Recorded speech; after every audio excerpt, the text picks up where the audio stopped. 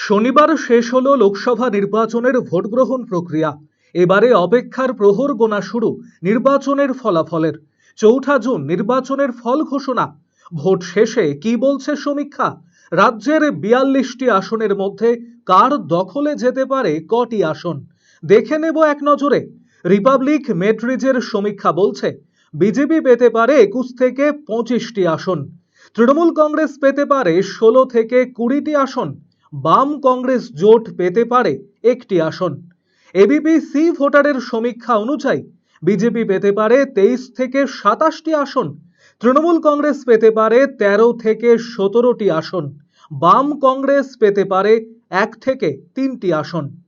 জন কি বাত সংস্থার সমীক্ষার রিপোর্ট অনুযায়ী বিজেপি পেতে পারে ২১ থেকে ২৬টি আসন, তৃণমূল কংগ্রেস পেতে পারে ১৬ থেকে ১৮টি আসন।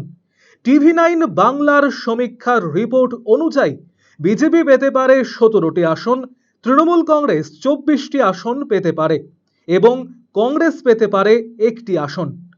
ইন্ডিয়া নিউজ ডি ডায়নামিক্সের হিসেব বলছে বিজেপি পেতে পারে ২১টি আসন, তৃণমূল কংগ্রেস ১৯টি আসন পেতে পারে, বাম কংগ্রেস জোট ২টি আসন পেতে পারে।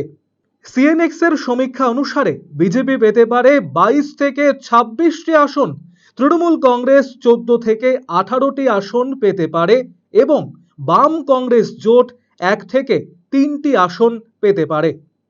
নিউজ ১৮ এর সমীক্ষা বলছে বিজেপি পেতে পারে ২১ থেকে ২৪টি আসন, তৃণমূল কংগ্রেস পেতে পারে ১৮ থেকে ২১টি আসন।